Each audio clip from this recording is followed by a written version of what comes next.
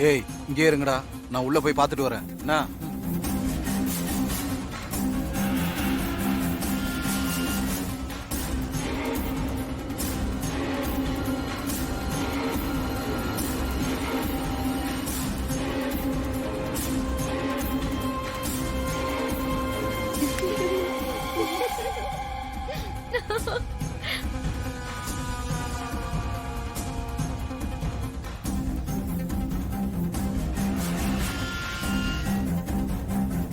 ஏய் என்னடா ஆச்சு?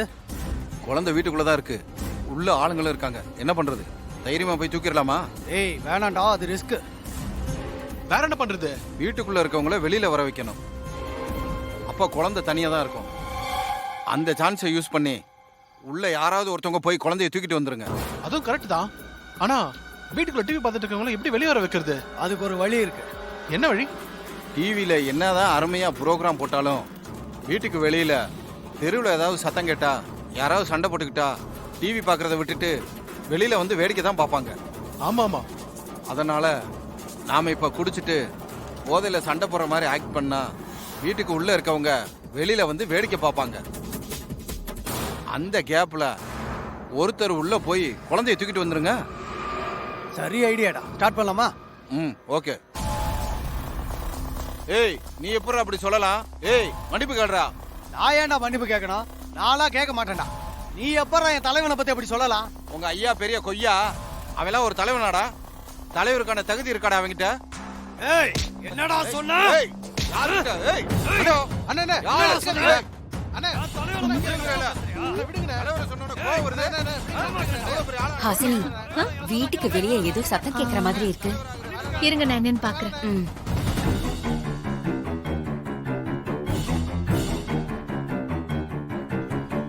ஏய் மன்னிப்பு கேக்குறாங்க இருக்க ரொம்ப சொல்றா.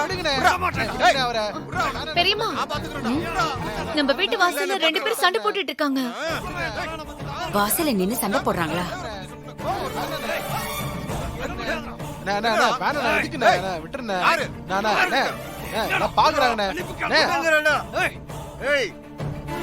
எப்படியும் அவங்க வெளியே வருவாங்க. நீங்க 2 பேரும் சேர்ந்து அவங்க கூட வம்புலுங்க. சரியா? நான் போய் ஒளிஞ்சுக்கிறேன். சரியா? அப்படியே சண்டை போட்டுனே இருங்க. நான் போய் குழந்தை தூக்குறேன். நைஸா? ஓகே போ. தேவையில்லாம மோதுறா. என்ன யாரும் தெரியல. பெரியம்மா, பெரியம்மா சீக்கிரம் வாங்க. அங்க பாருங்க என்ன சண்டை ஹாசினி? நடக்குது. விடுங்கறல. ஹலோ, ஏய் எங்க வீட்டு வாசல்ல வந்து சண்டை போடாதீங்க. முதல்ல இங்க இருந்து கிளம்பி போங்க. ஹலோ, இது ஒண்ணு உங்க வீட்டு வாசல் இல்ல, கவர்மெண்ட் ரோடு.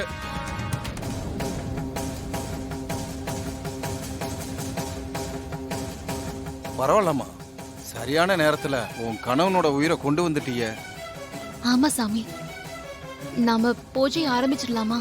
சரிம்மா.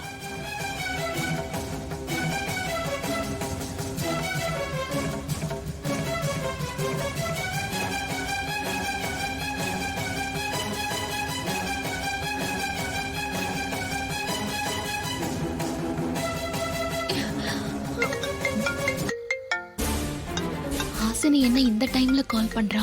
ரிங் போயிட்டே இருக்கு பெரியம்மா, போன் எடுக்க மாட்டேங்கிறா. அவ ஏதாவது வேலையில இருந்திருப்பா, கவனிச்சிருக்க மாட்டா. கொஞ்சம் இரு, எடுத்தா பாரு, இல்லனா மறுபடியும் போன் பண்ணு. தேதி விஷயம் கண்டிப்பா துர்காவுக்கு இந்த தகவல் தெரியணும்.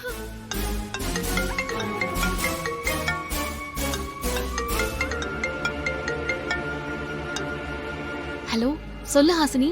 துர்கா, நீ நீ நீ இப்ப எங்க இருக்க? ஏன் உன் குரல் இவ்ளோ பதட்டமா இருக்கு?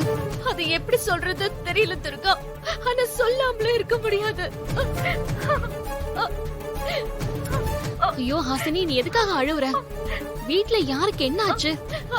எப்படி துர்கா? தேவியம்மாவை காணோம் துர்கா. ஹாசினி, என்ன சொல்ற நீ? அவ வீட்லயே ஏதோ துர்கா இருந்தா. வீட்டுக்கு வெளியில ஏதோ சண்டை போடுற சத்தம் கேட்டு நாங்க வெளியே போய் பார்த்தோமா, அந்த அப்போ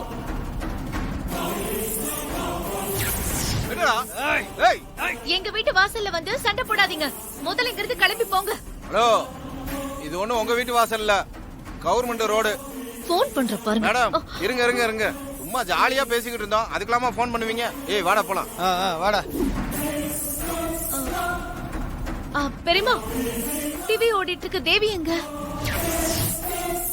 வீட்டுக்குள்ள இருந்த குழந்தை எங்க போச்சுன்னு தெரியல துர்கா. ஐயோ ஐயோ ஹாசினி, அழாத, தைரியமா இரு. நான் தேவி மாவை கண்டுபிடிச்சு வீட்டுக்கு கூட்டிட்டு வந்துடுறேன். ஹாசினி என்கிட்ட கொடு. துர்கா, எனக்கு ரொம்ப பயமா இருக்குமா. குழந்தைக்கு ஏதாவது ஆபத்தாயிருக்குமோ? அம்மா பயப்படாதீங்க, தைரியமா இருங்கம்மா. நான் தேவி மாவை கண்டுபிடிச்சு கூட்டிட்டு வந்துடுறேன். சரிம்மா. ஓம் அகிலாண்ட கோடி பிரம்மாண்ட நாயகியே போற்றி. சாமி சாமி, என்னம்மா உன் முகம் சந்தோஷத்தை இழந்துருச்சு, முகம்லாம் வாடி போச்சே, என்ன ஏதாவது பிரச்சனையா? ஆமா சாமி, அந்த மந்திரி என் குழந்தைய கிட்னாப் பண்ணி வச்சுட்டு சூர்யா உடலை கொண்டு வந்து ஒப்படைக்க சொல்றாரு. இல்லனா குழந்தையோட உயிரை எடுத்துருவேன்னு மிரட்டுறாரு சாமி. நமச்சிவாய. இப்ப என்னம்மா பண்ண போற? சாமி, எனக்கு ஒரு 1/2 மணி நேரம் டைம் கொடுங்க. நான் போய் என் குழந்தையை காப்பாத்திட்டு வந்துடுறேன். உன் சூழ்நிலை எனக்கு புரியுதுமா. ஏற்கனவே நமக்கு நேரம் குறைவா இருக்கு. இப்ப நாம எடுத்திருக்கிற இந்த முயற்சி ரொம்ப சிக்கலானதுமா. இத சரியா செய்யாம தவற விட்டுட்டோம்னா அப்புறம் அடுத்த பௌர்ணமி வரைக்கும் நாம காத்திருக்க வேண்டியதா போயிரும். அது எனக்கு சரியா படல. எனக்கு நல்லா புரியுது சாமி. ஆனா என் குழந்தை இப்ப ஆபத்துல இருக்கு. நான் இப்ப போலன்னா என் குழந்தையோட உயிருக்கு ஆபத்து. எனக்கு என் குழந்தையும் முக்கியம், என் கணவரும் முக்கியம். கண்டிப்பா 1/2 மணி நேரத்துக்குள்ள என் குழந்தைய மீட்டுட்டு நான் வந்துடுறேன் சாமி.